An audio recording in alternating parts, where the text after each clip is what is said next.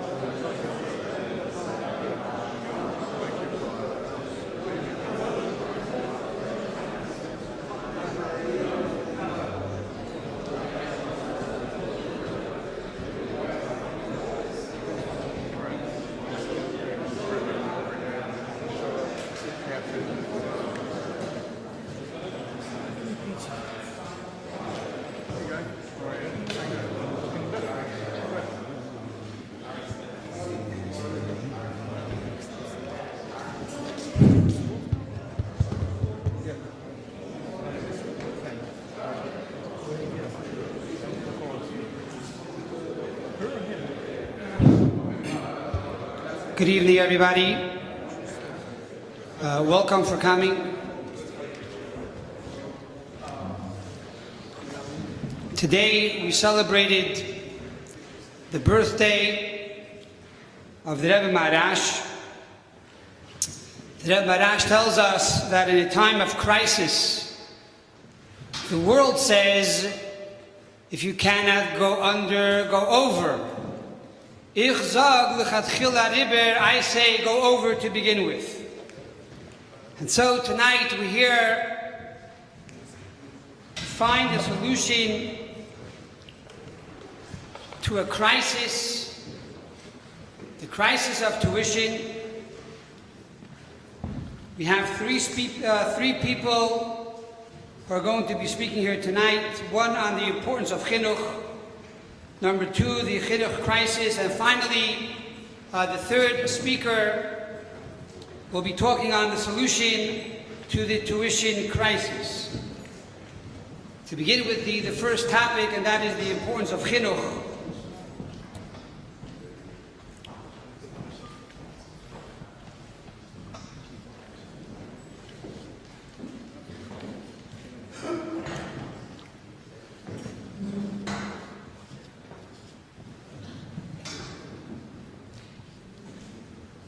The Rebbe Rashab tells us in Hayom Yom that each and every one of us has an obligation to think about chinuch every day for 1/2 an hour.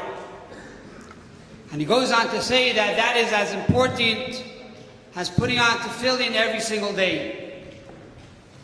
The Rebbe, at one of his Farbrengens, explained why did the Rebbe Rashab choose the mitzvah of tefillin? And he went on to say that tefillin is shibud halev ha'moyach. Tefillin means to give over your heart and to give over your mind. When it comes to education, when it comes to chinuch, there are those who have heart. There are those who say, I feel dedicated, I feel passionate about it, I want to do everything. And you sit down with your child to do the homework, but you don't understand the Gemara, you cannot teach it to him. You lack the knowledge, you lack the brains, you lack the intellect. And then there are those who have the intellect. They know the answers to the questions. They know the Gemara, they know the Chassidus, they know the mathematics, they know the science, but they lack the heart, they lack the passion. And the child goes to school, and his teacher is very smart, but sometimes he lacks the love. His parent is doing homework with him, but it's reluctant. They don't really want to do the homework with the child. Says the Rebbe Rashab that chinuch is about tefillin. It has to be a combination of both intellect, creativity, which is mind, and also the concept of heart. I received a phone call a few days ago from a friend of mine. He said to me he was at the home of a shliach somewhere in some far-flung city without a yeshiva, and he was there on business, and he got up early in the morning, and he sees how the son of the shliach gets up. He comes into the kitchen, he puts a towel over his shoulder, and he starts to wash megalas. He washes the right hand, then he takes the towel, and puts it between his hand and the kvart, and washes the left hand. And again, back and forth, and back and forth. He's so impressed. He sees how this young bacher, not in a Hasidic community, is washing megalas like an altafas. He wants to tell the father how impressed he is that he raised such a beautiful child. And a few minutes later, the father walks into the kitchen, and he takes the kvart in his hand, he puts the towel on his shoulder, and he begins to wash the same exact way. And he realized that the reason why the child was acting that way was because the father was truly a good machaya, was teaching the child how to live.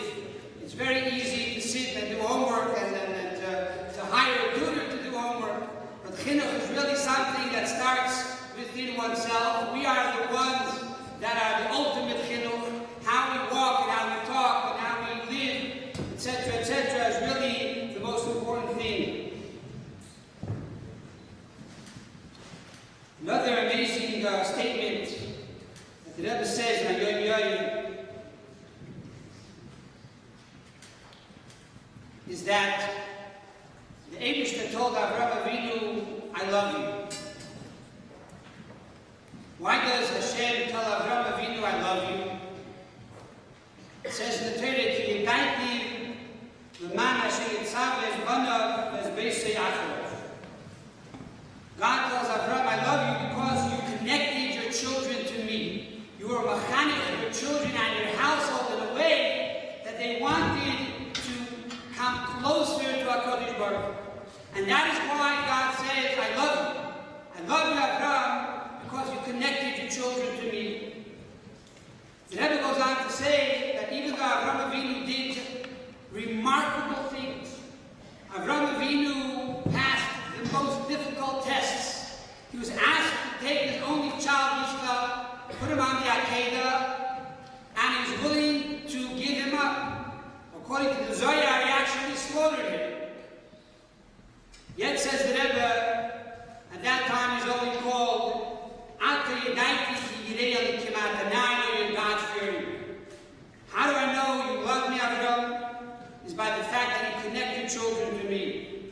And therefore, says the Rebbe, that all the tests of Avraham Avinu are totally incomparable to bringing his children and others close to Hashem.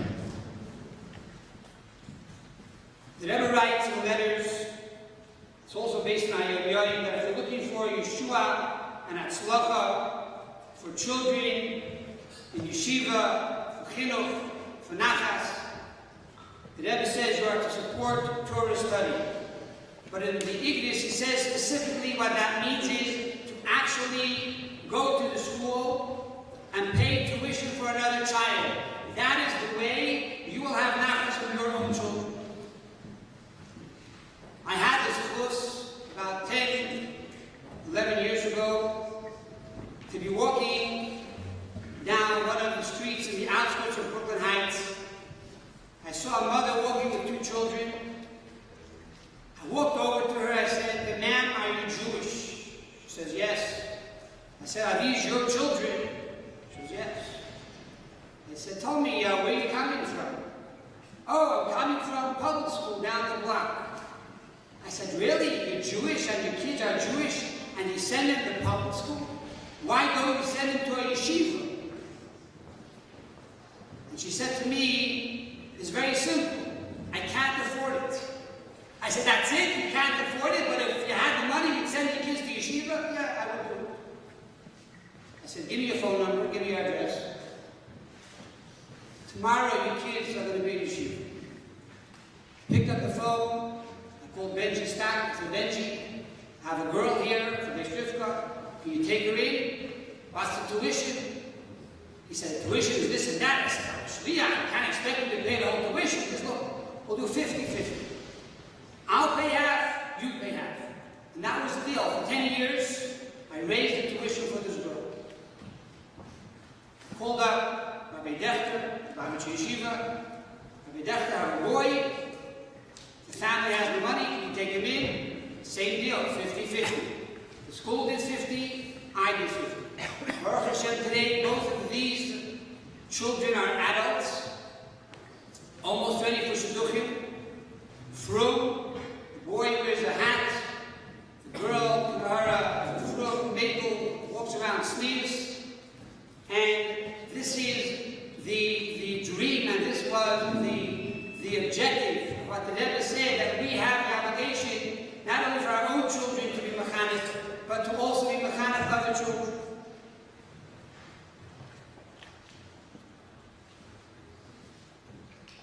But the question of how do we solve the problem, that will going to be for Rabbi Liblach, who for 12 years is the principal of Hamasifta, and he has worked over the last few months tirelessly to try to find a solution. And I believe that all this time he has found something that if we work together by achdus, we could bring this dream into a reality. I just want to end with a well-known story. Tell the story that at a wedding of his granddaughter, the Mr. Frankel was sitting in the front row, waiting for his granddaughter to walk down the aisle, and he began to cry. A man on his right side said to him, Mr. Frankel, why are you crying? He said, aha, these tears, I'll tell you why. Many years ago, I was in Auschwitz for 14 months. Many of my friends did not make it out. Some of them died from hunger. Others died from brutal beatings. Others simply ran to the high voltage, barbed, wired fence to find relief. And I too many times wanted to do that. But my friends, they encouraged me, they strengthened me. But it happened that one day. I was coming back after a day's work to the bunkers, and my knees gave from beneath me. I fell flat on the floor in the snow on a cold December Tuesday. And I couldn't talk, but I was talking to God within my heart. I said, God, Eibishter, can't you give me one slice of bread? Can't you give me one little slice of bread? I mean, not worth one slice of bread. And then I contacted, and a voice came to me and said to me, Yeshua, why do you ask God for only one slice of bread? Don't you think that Eibishter can give you a whole loaf of bread? He starts laughing. Ha! You think here in Auschwitz there's a loaf of bread? I'm lucky if the Eibishter gives me one slice of bread. And the voice continues. And by the way, why are you asking the Eibishter for a slice of bread? Ask him for freedom. Ask him maybe to leave Auschwitz. He starts laughing. Are you crazy to leave Auschwitz? The only way you leave Auschwitz is with the smokestack. That's the only way you get out of Auschwitz. By the way, the voice came back and said, why are you asking the Eibishter for a slice of bread? Why don't you ask him for a shidduch? So you're crazy? You think I'm thinking about a shidduch now? I'm about to die. Who can think about a shidduch? By the way, the voice said, not only should you ask the Eibishter for a shidduch for you, but for your children and your grandchildren. And so I came to, and I began to plead with the Eibishter. I regained my strength and went back to the bunkers. And 14 days later, we were freed.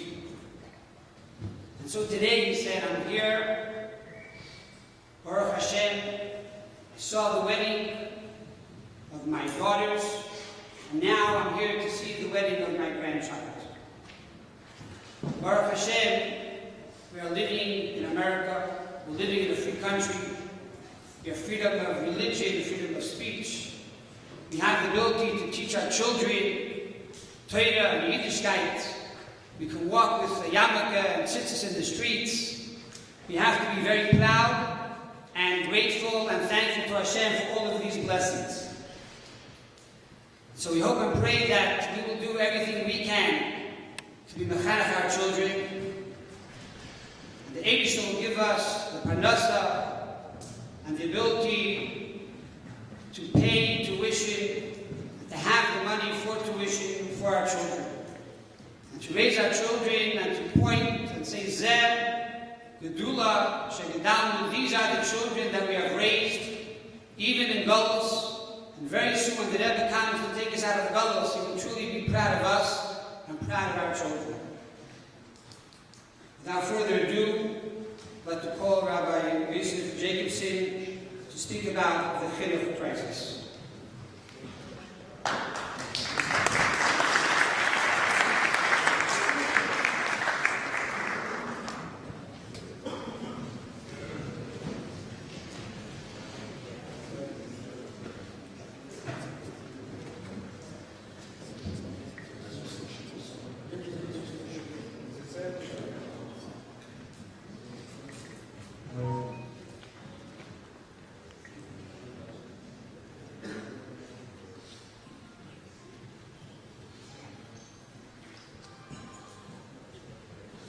hele Kirushaner, the Bistro Rushaner, Schusa Yogin Aleinu, who's known as the hele Kirushaner,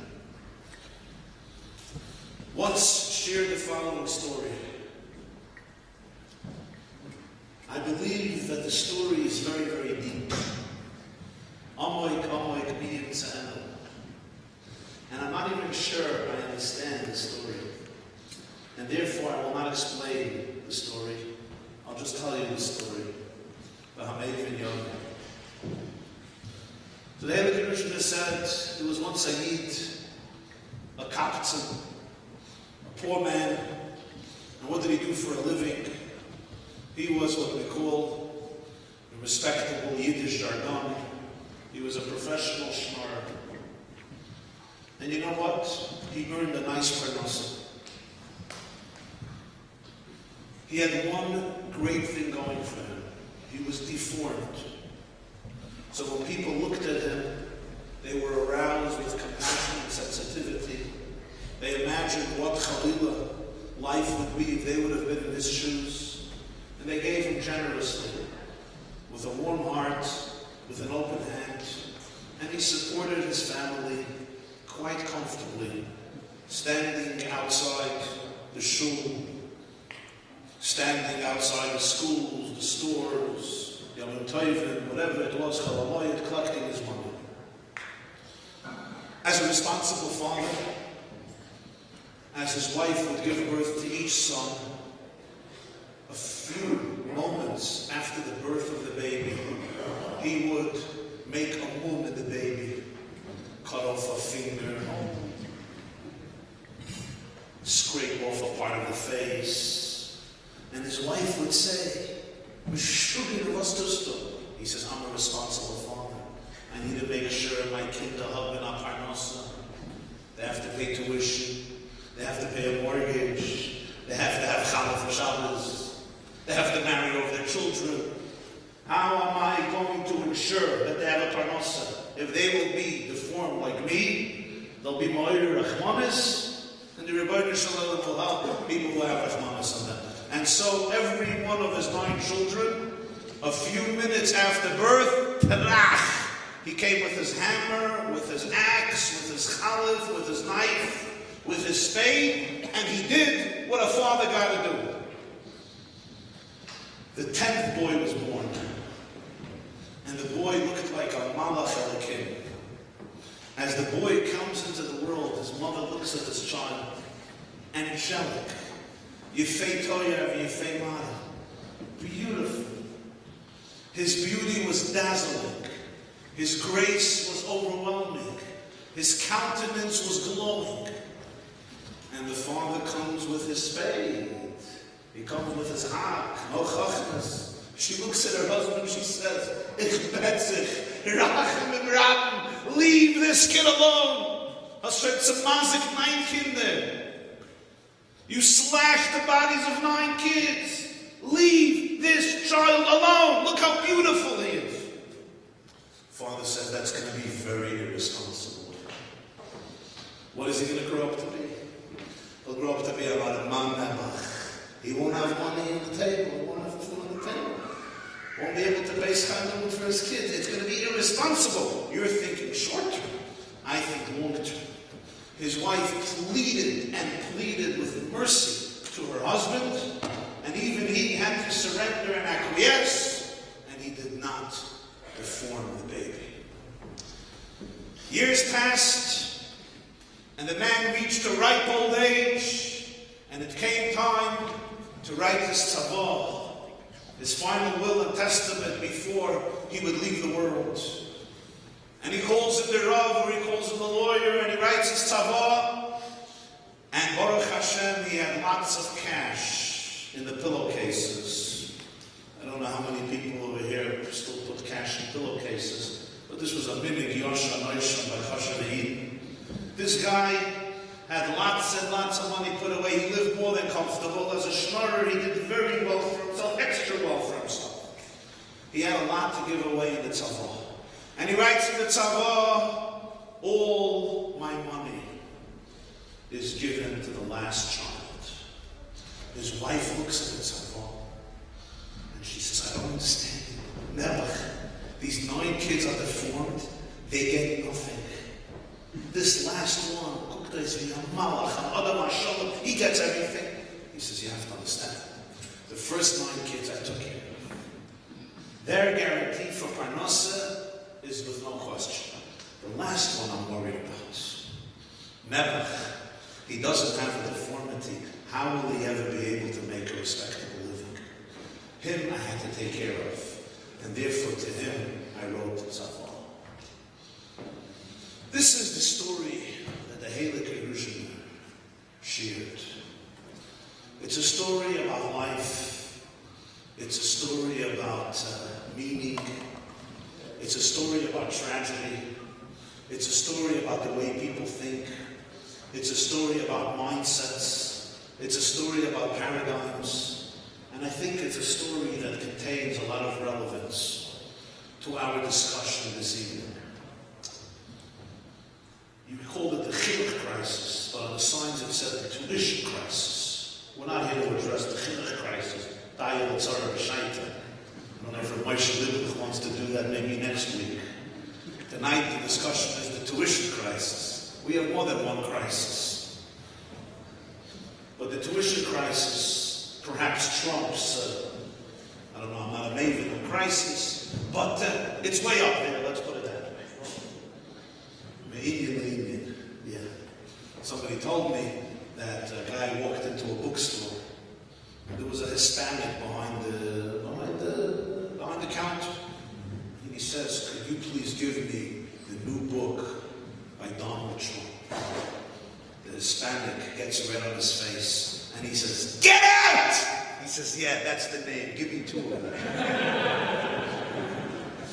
So that's maybe one way of dealing with the tuition crisis. It's one way.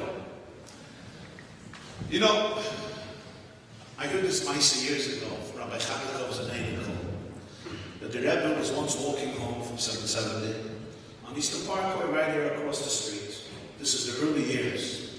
And he sees 2 people. Some of us sitting in the room remember them well. Everybody has heard their name. You had Rebbe Michal Teitelbaum, and you had Rebbe Chaim Reitblatt. Rebbe Michal Teitelbaum was the founder of Olatorah, and Rebbe Chaim Reitblatt was the Melamed of Olatorah, or a Melamed in Olatorah. I still went by both of them in Olatorah. Once there was no steam all winter, Rebbe Michal said that in Russia it was much colder. Why are we getting this fall?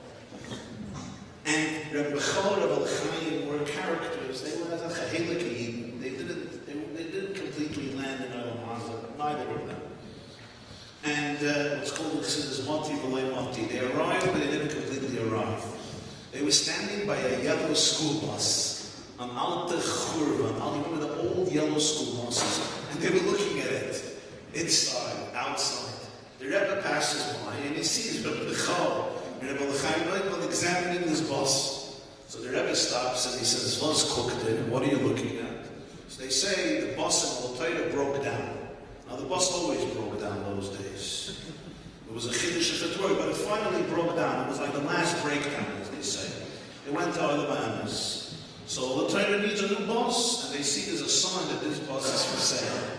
They saw a sign. So therefore they're checking out the bus. Maybe they can use it. So the Rebbe looks at the bus, looks at them. He says, "This is a chachuv."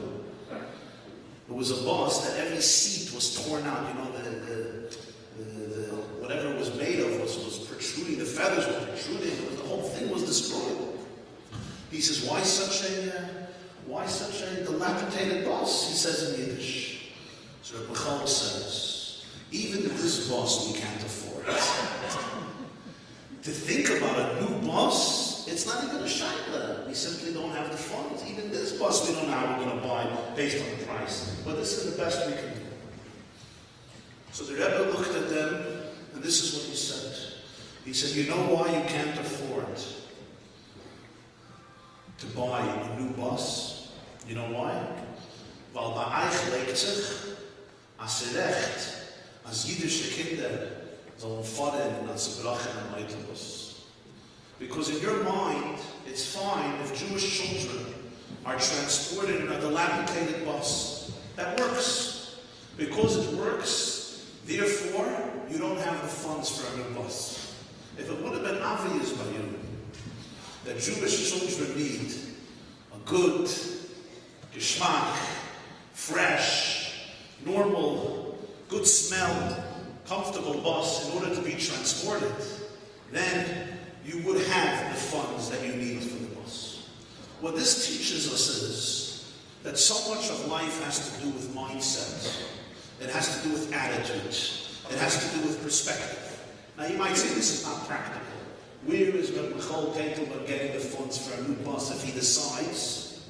But the fact is that thoughts, mindsets, paradigms, perspectives affect reality in very profound ways. We, as Chatoenu, or as Chatai, I should say, I can't speak for anybody else. Ani or Anachnu Maskirim Hayom. This tuition crisis did not begin last week with the articles, the advertisements, and the promotions, and the event here tonight, the beautiful event here in the Holy Torah for Amash and Amashim. We all know that this has affected this community and hundreds of Jewish communities in America and the world over for years and years now, for many years. The sadness of it is profound because you always have the extreme stories of families that are deprived of chicken and meat, even Shabbos and Yom Tov, deprived of wine even on Pesach. Everybody knows the story that Reb Chaim Brisker, his grandson would say that Reb Chaim Brisker, Reb Chaim Soloveitchik, was once visited by a Jew Erev Pesach, and he asked him, he said, Rebbe, can I fulfill the mitzvah of Dalet Kaisis on milk? So Reb Chaim said, Dalet Kaisis you do with wine, and he gave him like 75 ruble. But his wife says, Reb Chaim, the wine doesn't cost 75 ruble. You could give him 5-10 ruble. He said, if he wants to do Dalet Kaisis on milk for Shteis Tadach, that there's no chicken or meat with the Seder also. So you can understand that there's no other food by the Seder. So I gave him food for money for everything. So that's how I Rav thinks. That's how a person thinks. This is maybe on the most basic level. But I'm not talking about extreme situations of Ani and Berudim, where everyone understands people who don't have the Messiah Zuz discuss the Masech Tepeya, and therefore mitzvah staka applies Mahadim and Mahadim and Sikbaitzas Yotcha. For that, Jews have a heart. Most Jews have a heart. The crisis here is far profounder. The crisis affects those couples who, so to speak, work hard and make a parnasa and don't take money from people and cover their expenses more or less. And Baruch Hashem, Rebbeinu Shalom, blessed them with children, and they face here a very, very powerful dilemma.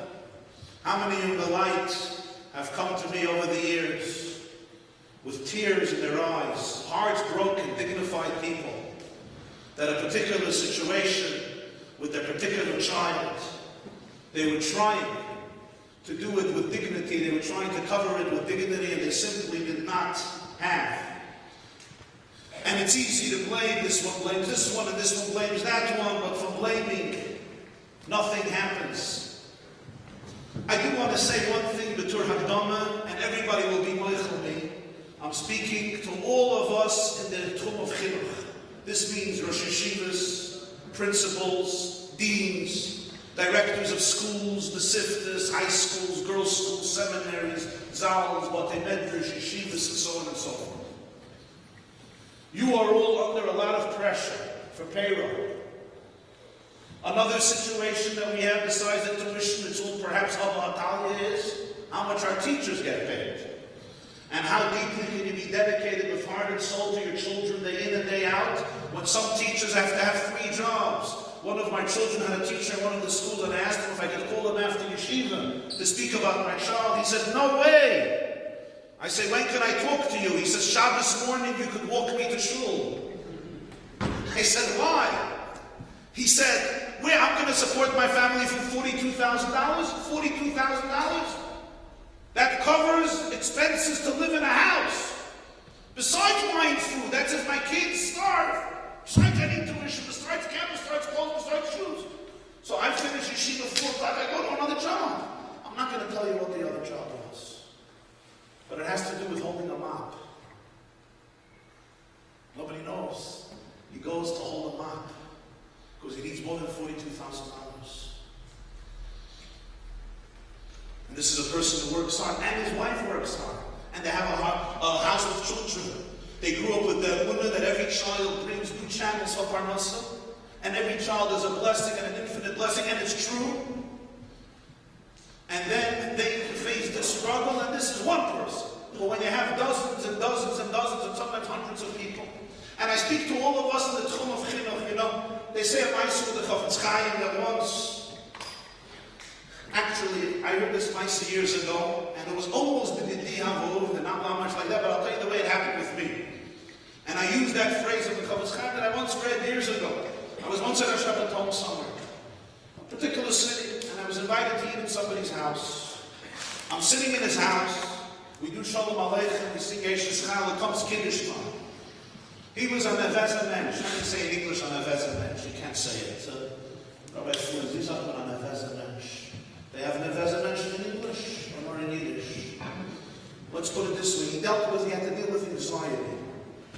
He had to deal with anxiety, and he wasn't going to therapy for his anxiety. So I saw as an event, he's upset about something I didn't know what. Sure, okay. He picks up his cup for Kiddush, and he starts, and then he sees something. And before you all fall off your chairs, I'm just warning you, you may fall off your chairs. He sees the challah was not covered. Can you imagine?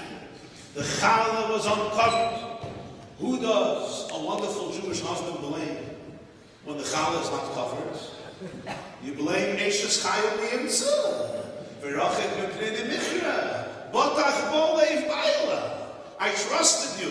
What were you doing the whole Thursday night if not covering the challah? What else was there to do in the house besides cover the challah? She did not cover the challah. So he looks at his wife and he says, you forgot to cover the challah. So she looks at him and she says, so cover it. He didn't like that. He says, you should have covered it. When you set the table, you cover the challah. So, a kluge Yiddish Afreisha says, what's the big deal? Just cover the challah. He says, no. The challah should be covered. It's very important. So she told him exactly what he needed to hear to boost his self-confidence. She said, stop being a baby. It's exactly what every Jewish husband needs to hear, because he hasn't heard it enough in his life.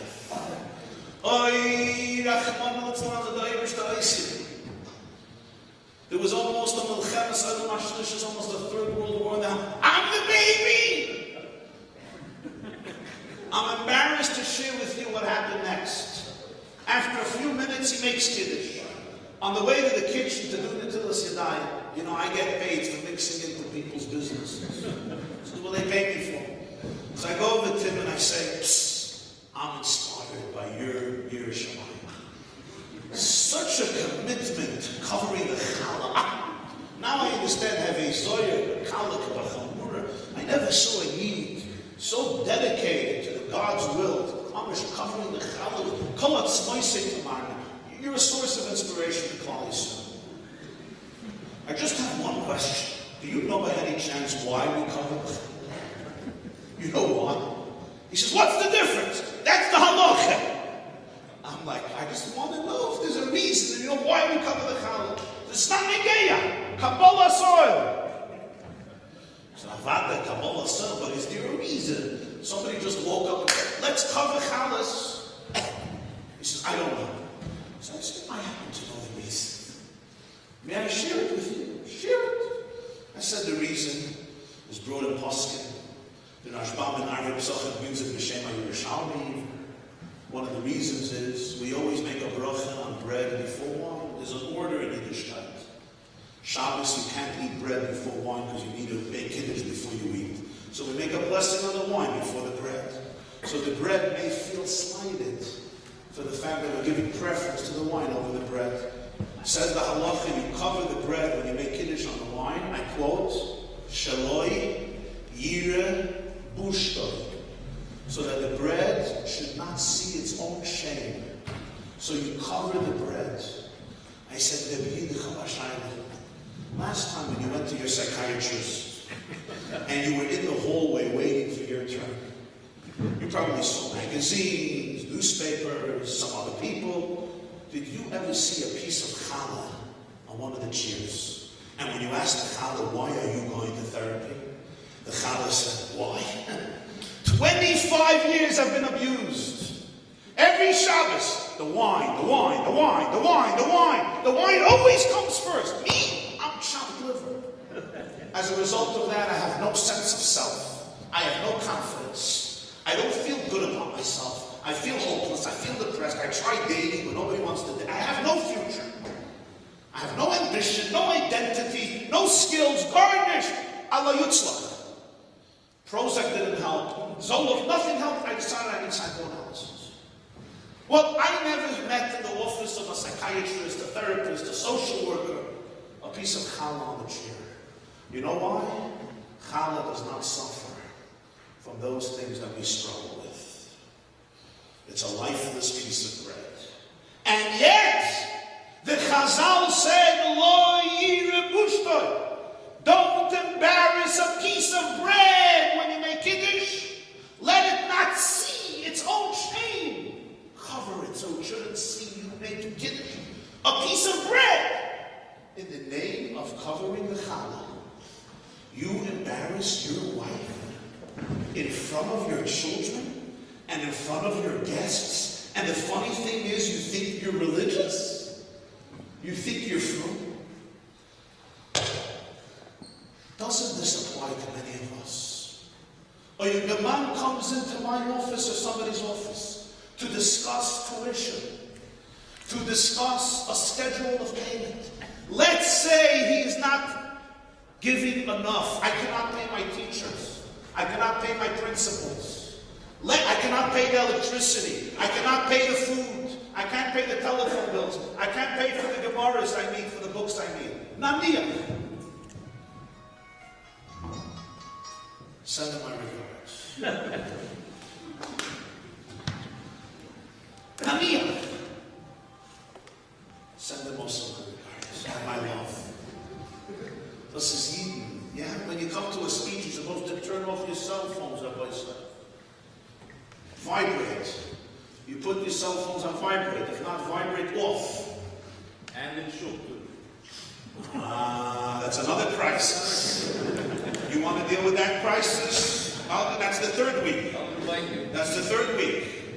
Maybe all the crises our colleagues ever said. Let's say I have to tell you. But why? Why would anybody ever make somebody feel shamed? Make somebody feel embarrassed? Why not put your hand on the shoulder of this young man and say, I understand you, I empathize with you, I cherish you. Let's try to make this work. Let me tell you my problem, let me tell you my challenge. What happened to the Shalayir Bushtoi? Why does a person, a man, especially a woman, the Muslim, and you have to walk out feeling like a shmata and feeling that birth control, Rahman al-Islam, is their solution for the future? This is what we have come to. What is the whole Yiddishkeit? What is the whole Chassidus? What is all of Yerushalayim worth? If I could break the heart of a mother or a father, say what you have to say. I'm not naive. I know what it costs to run a yeshiva. A little bit, or I don't know. With a sensitivity, with an ava. This is how we treat challah, and a person we can't treat this way. I was in 770, I was davening Mincha Ma'ariv. A little while ago, a Yid from Eretz Yisrael was visiting, he comes over to me. He says, Rabbi Jacobson, I'm going to tell you a story that happened to me. A Yid from Yerushalayim says he was a child. He went in on Yechidus to the Rebbe with his brother and his parents. They were both little boys. He says, the Rebbe turned to his brother and said, do you know Kriya Shema? In Yiddish, the Ken Strishma, do you know Shema? He said, yeah. He said, say the Shema. And his brother said the whole Shema by heart. So the Rebbe took out a silver $1 and he gave it to his brother. So the Rebbe turns to me and says, do you know the Shema? No answer. Do you know part of the Shema? No answer. Changes his language from Yiddish to Hebrew? No answer. Could you tell me the Shema? No answer. You want to sit there maybe? No answer. And he said, I was wondering, what is the Rebbe going to do? To give him the coin, to give me the coin, that means his brother's work was useless. Not to give him the coin, break his heart. So here a little story, but it's 10 volumes of chinuch in this story. The Rebbe takes out the silver coin and he gives it to his mother. He gives it to this boy's mother. The boy tells me, this is my mother.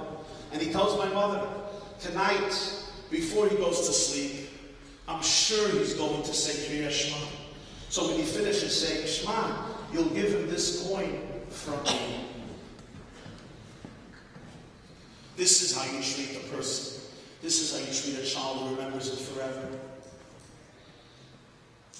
So regardless any solution, this is how you sign this. It's not enough. He doesn't know how to pay his electricity bill. He has to come out broken-hearted, crushed, dejected. The 8 pints a pound mitzvah. For this we needed the Baal Shem Tov. This is a basic menschlichkeit by Umas HaOlam. Shalayir Pushtoi.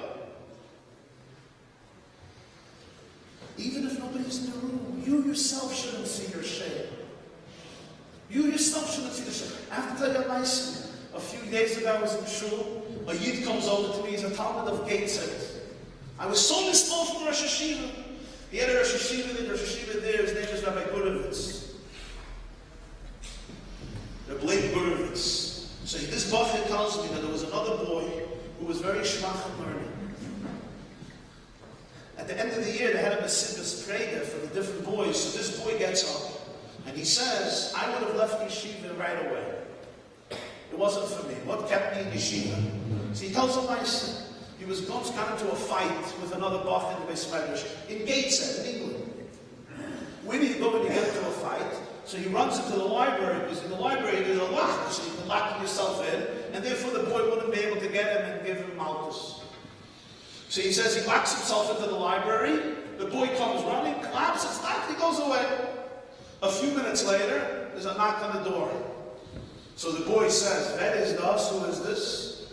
He says, Rav Gurovitz, Rosh Hashiva.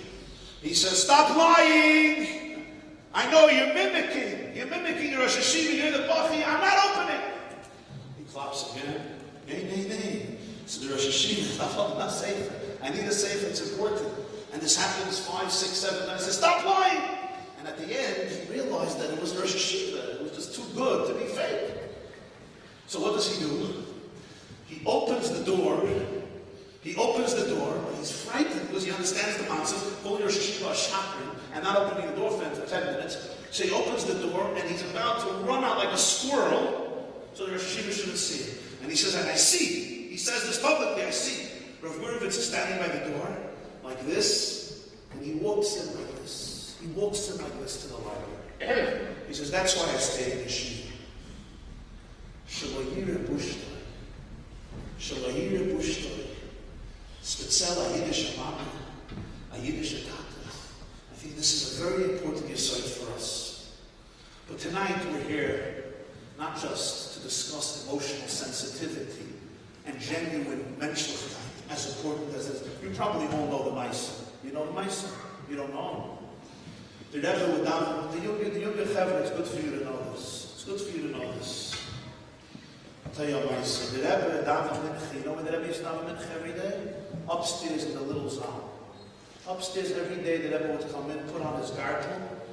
He would bring his gartel with his siddur, he would put on his gartel. By mine he would put on his gartel. By mincha he came in with a gartel. And the Rebbe would daven, he didn't have a stand there. The Rebbe would daven holding the siddur facing the door by the table that was built by my Zayda. You remember the wooden table? You remember my Zayda? Allah Mashallah. Huh? Not Shimon. Jan Kolipsky. Yeah.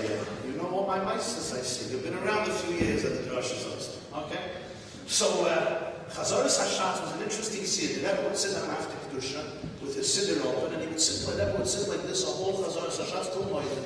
Sit like this, looking in the siddur, turning the pages, non-exception. One year was in the early age, one day in the early age, the Rebbe came in from the sat down, Chazaras Hashatz did not put his head on his forehead. Vayhilu Pella. So minig for years by the Rebbe. The next day, yeah, the next day not. It was on and off for a little while, on and off, yes, no. So one of the Bachrim asked one of the secretaries if there was a reason for this. He doesn't know. And then anyway, it's none of your business. So one of the boys decided to investigate. Was his speculation correct or not? I don't know, but this is what he came up with. Some of you remember there was a Yid who would come to Crown Heights once a year or once in 2 years, and he would collect money. You remember what I'm talking about? He had a terrible deformity. His face was inflated, his lips were very big, his eyes seemed burnt and scorched. As kids, we all ran away. We were very scared, you remember? Shimon, yeah, sweet, sweet fellow. I met him as an adult, he got married, he has children today, Mamash Anes. I met him in Eretz Yisrael, but as a child, we used to cross the street. So a Bachar realized whenever he was in the room by Chazaras Hashatz, the Rebbe would not put his hand on his forehead. So nobody will think that the Rebbe doesn't want to look at this person. And who would even think that? And where was the person standing right in front of the Rebbe? He was standing somewhere in the zone. Shalayir Pushta. He wouldn't know, but we would know the difference. He wouldn't see, he couldn't see, he was blind. He wouldn't know that the Rebbe is the business. And he would also know that the Rebbe does it every day. He was a Ragul at 770. He was a Kavua. He wasn't a person who came here once in 100 years. But my Rebbe Rabbi say, Rabbi Moshe Lieblich calls me up a few months ago.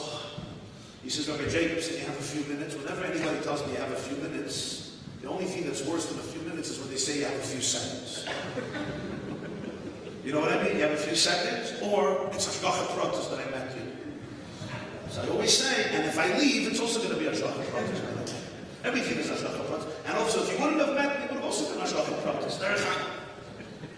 But I know that Moshe Lieblich for many years. So he asked me, do you have a few minutes to speak? I said, sure. And he spoke, and I listened. And I asked him the first question, how many people did you share your vision with, your plan with? So he told me one or two more people.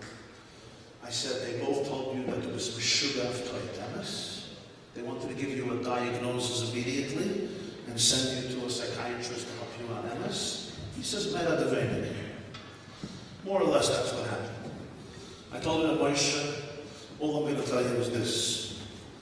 When Yeshua sends two spies to scout Eretz Yisrael, the Torah calls them Miragle Cheres. This is the beginning of Yeshua, the Haftarah of Shlach. Vayishlach Yeshua Shnayim Anoshim Miraglim, they were Miragle Cheres. What does Miragle Cheres mean? So the Gemara gives two interpretations. One is Cheresh, Toib, deaf. Asu atzmachem kacharoshim. Make believe you're deaf. You know why? Because if people think you're deaf, they'll talk around you. They'll have conversations. If people think you listen, nobody talks around you. So the best policy is, du bist toib, du bist stumm. If you're deaf and you're mute, you get to know everything. You absorb all the information. That's number one. A second shot in Gemara. Cheresh, from the word cheres, not cheresh. Cheres means earthenware. Clay cheres, earthenware, pots, cutlery that you make from earth, from clay. You take earth and you bake it in a furnace or in the sun, you have clay cheres. What's the connection? So the Moshe Rabbeinu said, make yourselves as though you sell pots of earthenware. You sell clay. You sell pots of clay. Miragle cheres. That's what you do. You deal with clay cheres. I understand the first explanation of Gemara. Be deaf. Nobody will suspect you. They think you're Mr. Meshuggah. Tourists, you don't know what's happening. Right? It's like you would tell the police, I don't understand English. You know, the Israelis, I don't understand English. I don't live here. I didn't know that you're not allowed to speak 200 miles per hour because I don't live here. And in Israel, you speak 300 miles per hour, so it's not a problem. You're deaf. You don't know the laws of the country. Shine. Well, what's the second idea? The Pshat Rabbi says, these two spies were the ones who were to ultimately usher in Kibush Haaretz, The first spies failed. This was attempt number 2. Yehoshua knew if this fails, it won't be good. This is the last chance. As they say in camp, this is for points. 40 years we were stuck in the desert. This is it. Either we're in or we're out. 40 years. They all died. Finally, he sends his 2 spies. He gives them 2 pieces of advice. Advice 1 is, when you're about to conquer the promised land, when you want to leave a midbar, when you want to transform a crisis into an opportunity, you have to do 2 things. The first thing you have to do is you have to become deaf. You know why you have to become deaf? Because every Yatzmach Kurkane is going to tell you to become a sugar. Or, even better, who do you think you are? Oh, that was the Chacham for the Manashtana, who died and made you king. But don't you have your own family to worry about? Even close friends. The Rebbe Rayatz describes in a Sikha that the first night he comes to America, March 1940, 76 years ago, and he gives his famous declaration in the Grayston Hotel. America is nicht anders. We're going to transform the soil of America into a place of Torah and Yerushalayim. And you know what happens? The Rebbe Rayatz retires to his hotel room, and 2 older Hasidei Chabad, who he says were emes and good friends, came to see the Rebbe, the Friedrich Rebbe in the hotel. And you know what they told him, right? They said, Rebbe, we cherish and respect you, your father, your Zayda, your Alter Zayda. This is our beloved. These are our Rebbes. Don't embarrass yourself. This is America. This is not Varsha. This is not Atvatsk. Don't embarrass yourself. Don't degrade yourself. Don't let the people mock you and make fun of you. Understand the place and work according to the needs of this place. And you know how the Rebbe Rayatz concluded that story. He said, and I'm going to quote, not verbatim, but close, "Je kan zich voorstellen, wie nas, mijn Christmas in Mitte is gewen jene Nacht für die Tränen, was sich vergossen, der erste Nacht auf dem Amerikanen-Boden. You can understand how wet my siddur and my clothes became from the tears I shed the first night on American soil because Hasidim and friends told me I shouldn't make a fool out of myself." So Yeshua says the first thing in life is, you want to accomplish anything big? Yes. Death. There's a second condition. You know what the second condition is? Even more important. You have to sell clay cheres. You have to sell earthenware vessels. What's the uniqueness of clay cheres? You know? In halacha, clay cheres are very interesting. They're the kalim. They're not mekabel tumah if you touch them. If you touch a clay cheres, a dead person could touch it. It's not mekabel tumah. There's one way it's mekabel tumah. How? Me'avira. If you have a bowl and a tumah goes into the avir, to the ear, to the atmosphere, it didn't touch it. It's mekabel tumah. If it touches it from the back, you're touching it. It's not susceptible to tumah. If you go into the ear, it's mekabel tumah. Why? The answer. The Kotzker Rebbe says this answer. Gewaltige Wort in Lomdus and a gewaltige Wort in Chassidus, in Musa. Clay cheres is cheap. It's not metal. It's not gold. It's not silver. It's cheap. It's made of earth. You bake earth and you make a keli. Because it's so cheap, it's not mekabel tumah if you touch it. What is its value? Its value is what? Not itself. You know what its value is? It can hold something. It could be a clay kibble. It can hold something. It could carry something. Itself, it's nothing. It's cheap. It's garbage. You know what its value is? What it holds. So where is it mekabel tumah? In the avir. Because where do you hold something? When something is in a bowl, right? It's in the atmosphere of the bowl. That's where it's mekabel tumah. That's where its chivus is. Yeshua tells them, you want to conquer a land? Be deaf, but one more thing. It's not about you personally. You're a clay cheres. It's about what you carry in you. It's about what your message is. It's about what your mission is. It's about the people. It's about the hundreds and thousands of children growing up in homes that are filled with stress because of terrible financial burdens. It's about mothers and fathers who come home 9 o'clock at night or 7 o'clock at night, drained, depleted from their last koiches, cannot give attention even to one child, never mind to 8 children, never mind to 12 children. It's about fathers who are overwhelmed. It's about teenagers who come into a home where there's so much anxiety because the girl has to go to seminary next week, or because a child was sent home from school because tuition wasn't paid. It's not about you. It's not about any individual. It's not about blame. It's far beyond any of this. Yeshua said, you want to conquer the land? You remember you're going to have to be deaf. You have to know to whom to be deaf. Some people who share constructive criticism who are on your team, you listen to. You're not deaf. But to the guy who comes out of the mikvah 11 o'clock and then goes to a bagel shop and then goes to Chapa Shachas and like, oh, the Nayaman Yisrael Lubavitch. And you know, we're very good at this. We know how to cut down people far before Google. We have hundreds of people who have a Google file on everybody. You mention a name, I open the filing cabinet. Let me tell you what he did before the war. I remember in Bedford and Dean. You know Bedford and Dean? That's where everything happened.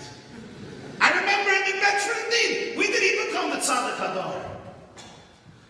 But am I ready to do something? No. As long as I can criticize. You have to know when to be deaf, and the most important thing you have to understand that you carry within yourself here the schus and the privilege of impacting the lives of hundreds and hundreds and hundreds of families to ease a crisis that is noticeable and is far less noticeable than most people imagine, because we ill of us know ourselves, a few relatives, a few friends, very few of us have the full perspective and magnitude of what is really going on.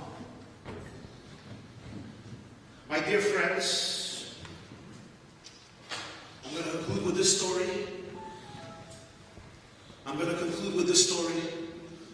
There was a Poritz who had a dog.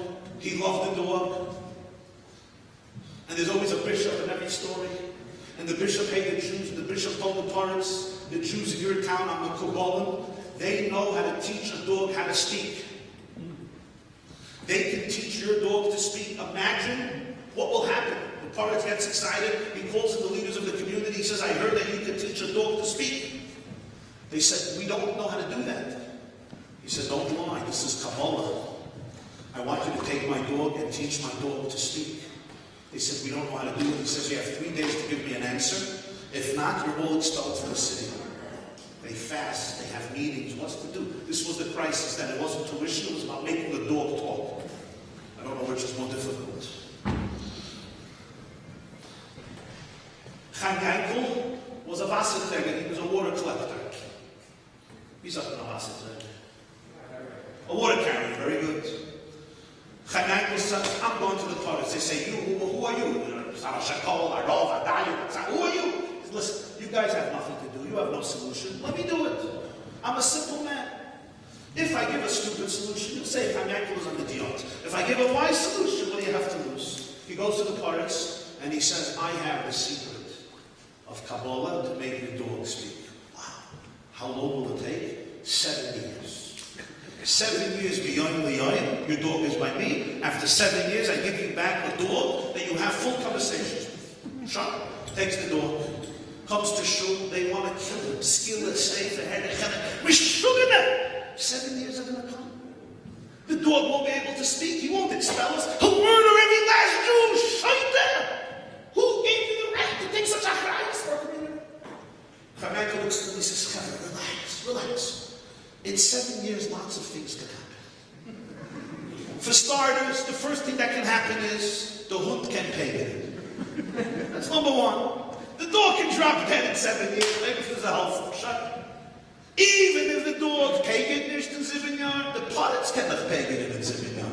7 years, the pirates can check out, as they say. And if the dog lives like a Chesam B'Shanam Taivas, and the pirates live like a Chesam B'Shanam Taivas, in 7 years, can ich the Chayf start.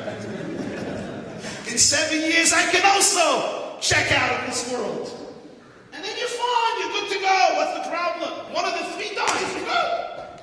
They say, Chai Yaakov, but what happens if Chalila V'chas? After 7 years, you're alive. The pirates is alive and the dog is alive. He says, we'll worry then. We'll worry. 7 years we can go eat sushi, sit on the hammock, go to the Catskills, drink some pina colada, get some Woodburn chocolate pizza and ice cream, and relax. In 7 years, we'll worry about dogs and pritzim and tuition and klavim and chaynankels. Okay, nice. You know, 7 years fly by pretty fast, right?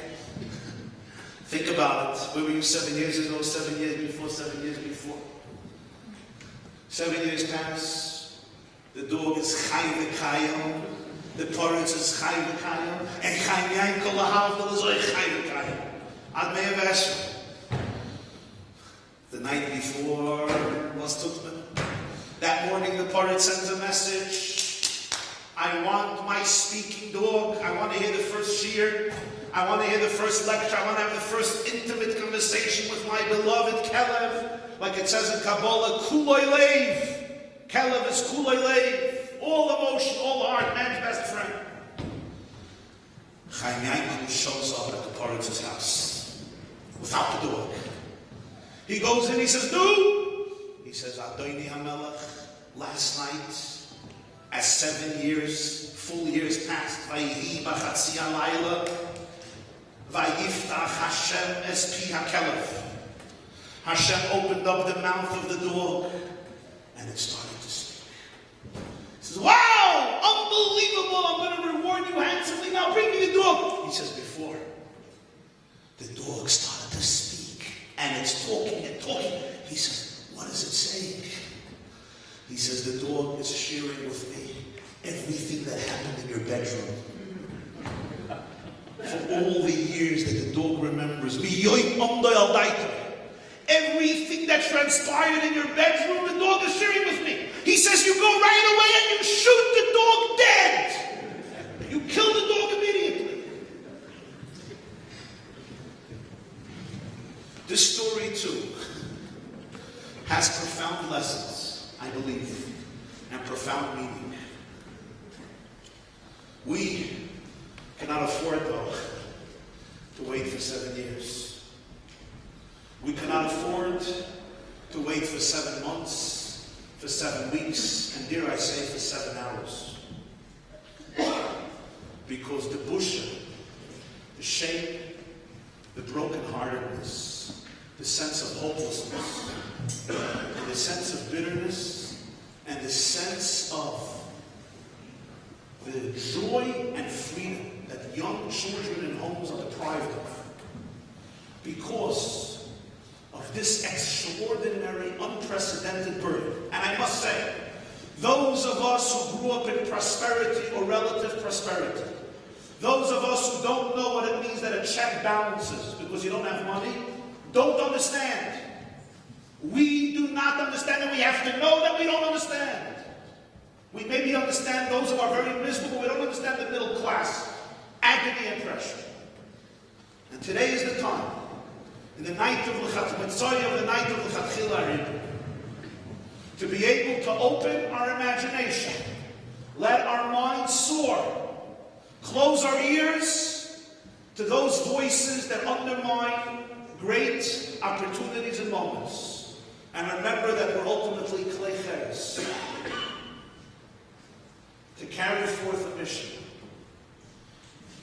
And with this, the Sayata B'Shmaya, and the Koifas Ein Sofer that Hashem bestows upon all those who give the Etzba Ktana, the little finger, that Reb Chanina ben Trabian spoke about it, the Rebbe would often repeat the famous medrash, the Etzba Ktana, the little finger, the little pinky, to put our finger, our hand under a burden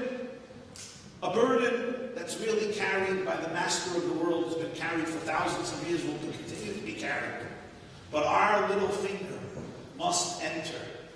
this very moment.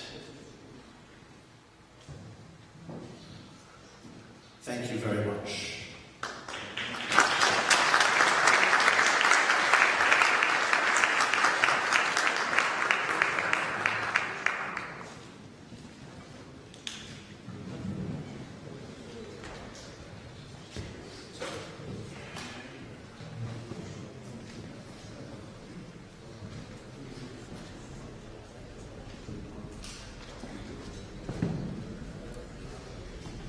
I want to first thank you all for coming out tonight to address this very important topic.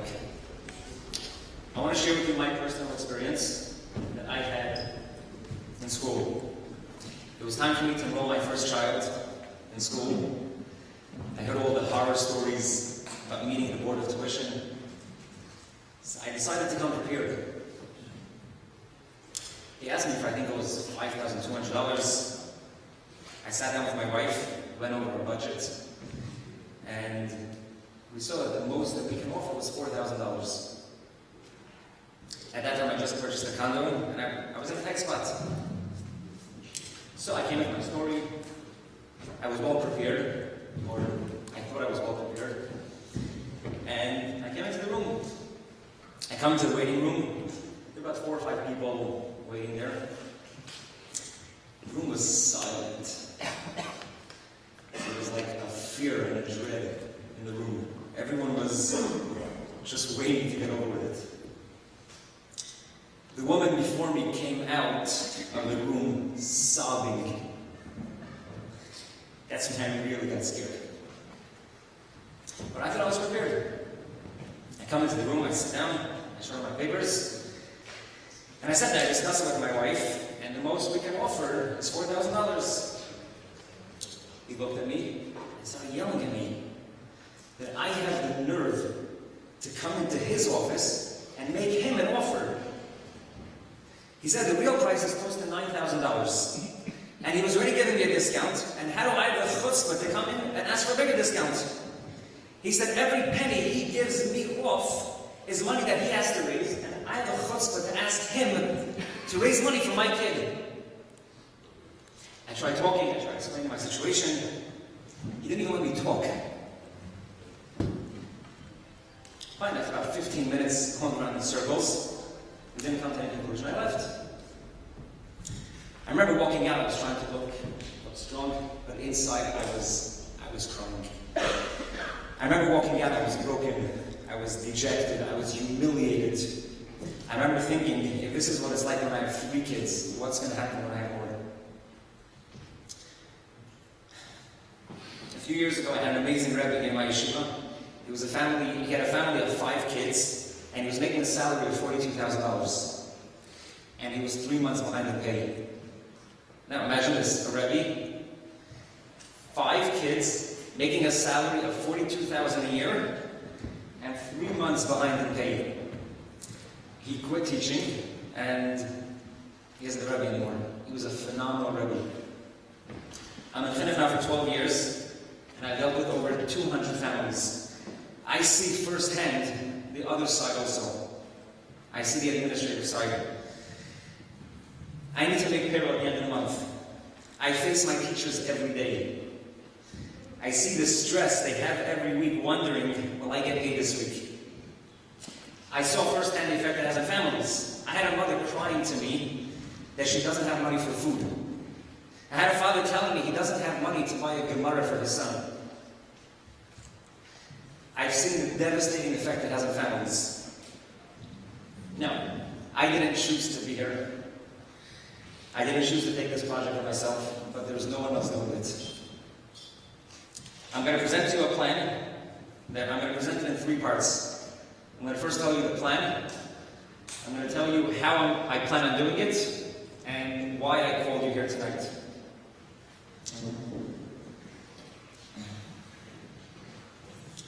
I opened up an organization that's called the Jewish Education Scholarship Fund. My plan is to create an endowment fund of $100 million over the next 10 years. What that means is over the next 10 years, we would raise $100 million. And we would invest that money, and we would only use the interest. Meaning, the money that we raise will stay in the account for generations to come. We would only use the interest and dividends that we get from it. We would have 2 qualified firms that would represent us, and that would invest the money for us. We would invest it conservatively, that we shouldn't lose the money. Based on history, we're expecting a return average of about 4%, which is $4 million a year. Our fund would also help families make full use of the voucher program. Basically what that is a government program for low-income families if both parents are working. It's an after-school program that the government gives money per child. It's a complicated process, a very complicated process, to go through with a lot of paperwork. We're going to have a team, an expert team focused just on that. If we can get 300-400 kids a year on that program, that can bring in another $2-3 million. Together with government grants, I'll talk about it in a minute, and other fundraising, we would hopefully bring in $7 million a year. Now, there would be a few conditions for the schools to get money from our fund. Number one is that we're only giving up to $7,000 per child. Now, just from experience with other type of foundations and organizations like this, is that as soon as the school sees that there's a scholarship fund, or as soon as the camp sees that there's a scholarship fund, they raise tuition. The only ones that gain are the people on the top. My goal is to help struggling families. Another condition for the school to get money from our fund is that they need to pay the teachers a starting salary of $70,000 a year.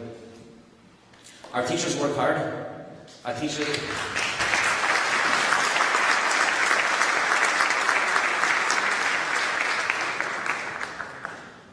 work hard. Our teachers deserve to get paid a decent salary.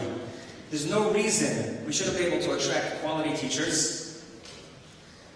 And there's no reason that teachers should have to work second and third jobs to put food on the table. The schools would have enough money for it. Let's make the cheshbon. If you have a class of 25 kids, you're getting $7,000 per child. That's $175,000. $70,000 goes to the teacher.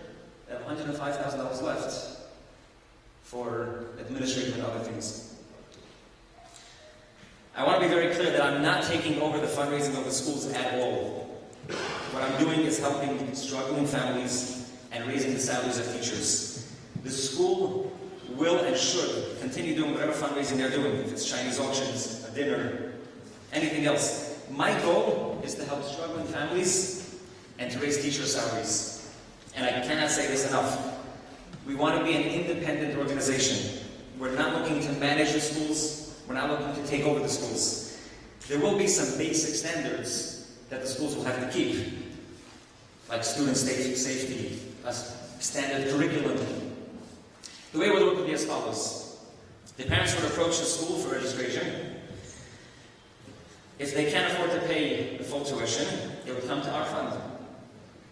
We would have an independent company who would treat them humanely and with respect.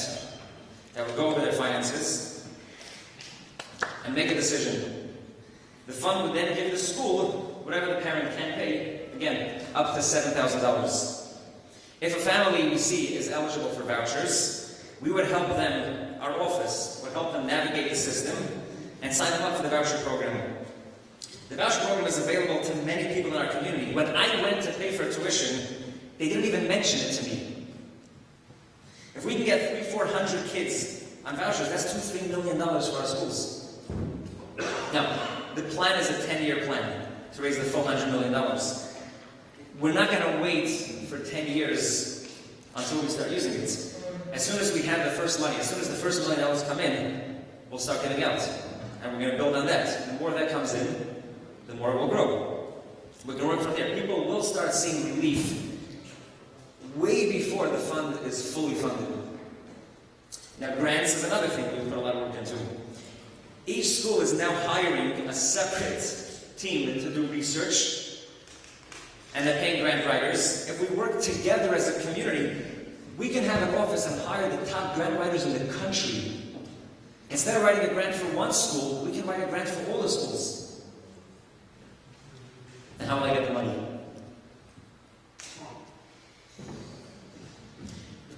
very simple. I go to 100 people and ask them for $1 million.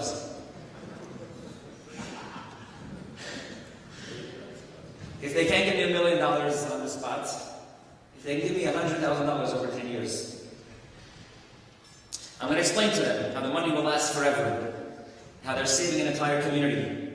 Every $1 million they sponsor, every $1 million they give will sponsor a full class.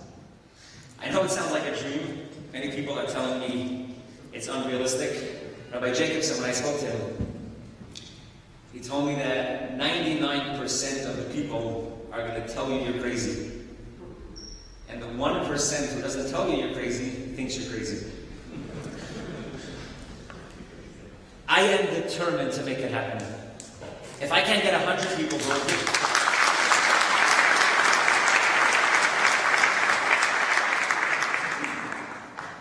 if I can't get 100 people to give $1 million, I'll go to 200 people to give me $500,000 over the next 10 years. I'm going to try private people. I'm going to try foundations. If someone can give $10,000 a year, $20,000 a year, that's $100,000 or $200,000 over the next 10 years.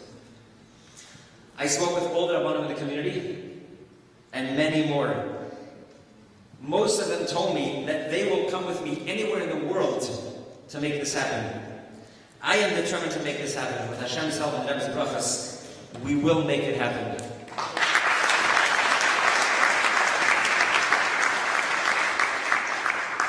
Now, why did I call you here tonight? I started reaching out to donors. I got some very positive feedback. There was one very wealthy and famous donor in the community. His first email he sent me, I'm going to quote, he said, "Thank you for considering us for a partnership role in this amazing project. Your vision is noble, the cause is just, and in my opinion, long overdue." There are many others, a response from many donors that I reached out to. But what I'm seeing over and over again is that they want to see it come from the community.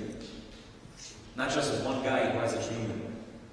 They said it's a huge project, and they'll be happy to be part of it if they see it coming from the entire community. If they see the parents, the teachers, the schools, the donors in the community, then they'll participate. Baruch Hashem, I have all the Rabbanim in the community. Like you saw, Rabbi Oslo came out with very strong support. Rabbi Shvei, Rabbi Groin. I went to many others. Rabbi Gerlich, actually, when I went to him, he was so passionate about it. He said, "I have no money, but I want to be the first one to get $50 a month to make this happen." I went to many more. What I need now is the community support. So first of all, the fact that you're here tonight, and there are, I think the last count was 400 or 500 people watching online, is a strong message. I mean, just the interest that it brought up in the community is a strong message to donors that the community is suffering from this crisis, and the community is behind me, hoping that I will succeed. Second, showing up here is not enough. If you can make a donation of $10, if 1,000 people give $10 a month over the next 10 years, that's $1.2 million. If 1,000 people give $36 over the next 10 years, it's $4.3 million. If you can give more, I'll take it. If you can give 1,000 a month is even better. But the most important is to give something. I need to be able to come to donors and show them that we're a community that's hurting and they're backing my project. We need to show the schools that we as a community are hurting, and the people of the community want them to work with me, want the schools to work united and together to solve this crisis. If I can show them that I have a strong support from the community, we can make this happen.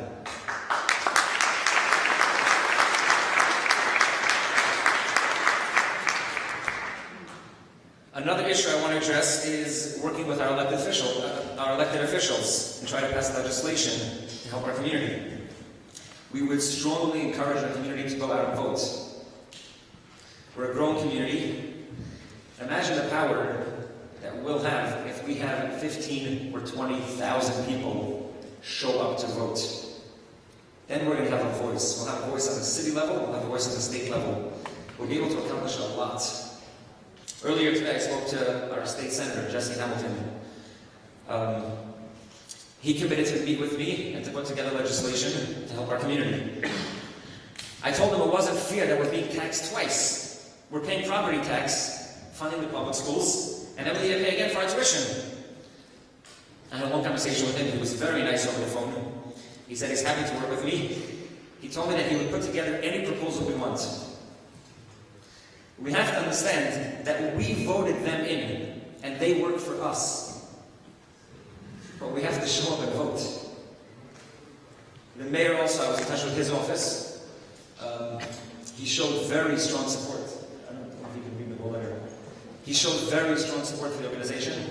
I'm going to be in touch with his office as well. We're going to make this happen. In summary, I'm going to continue to work on a few fronts, but I need your help. Number one, I'm going to continue working on creating and growing the endowment fund. Number two, I'm going to put together an office, and we're going to streamline and make the voucher program more accessible and easier for people to sign up. Number three, I'm going to work with schools to maximize the funds from government and private foundations. And number four, I'm going to work with our city and state officials to pass legislation to help us out. The ultimate goal is to raise a generation that are happy, healthy, and serving the Eibishter. That's what we all want.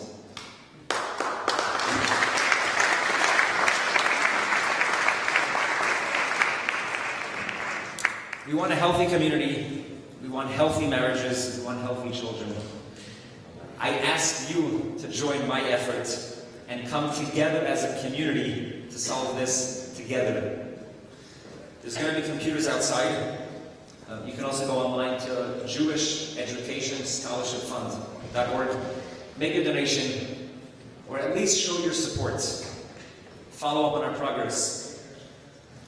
I want to thank you for coming out here tonight and taking the first step in the tremendous achdus, uniting the community for a common cause. May Hashem see the achdus that we can pull together and bench us to come to Mashiach. Thank you.